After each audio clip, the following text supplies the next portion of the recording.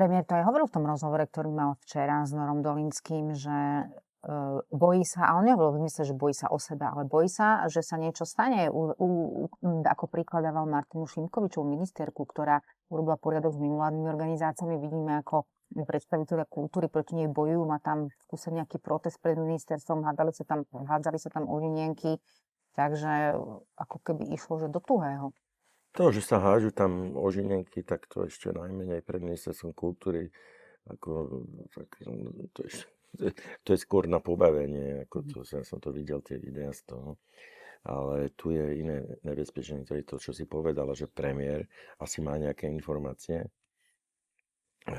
Zas musí verejne upozorňovať na nebezpečenstvo toho, že ministerka kultúry bude fyzicky možno inzultovaná, možno buď sa odstrániť ju fyzicky, ako ja neviem, či ju chcú dekapitovať, ja neviem, hej, to je strašné.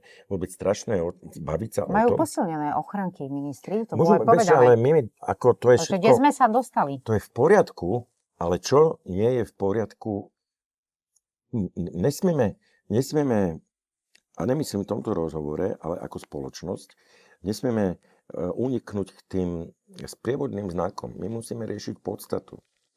A podstata je, že tu po slobode beha človek, ktorý sa vyhraža premiérovi zabitím.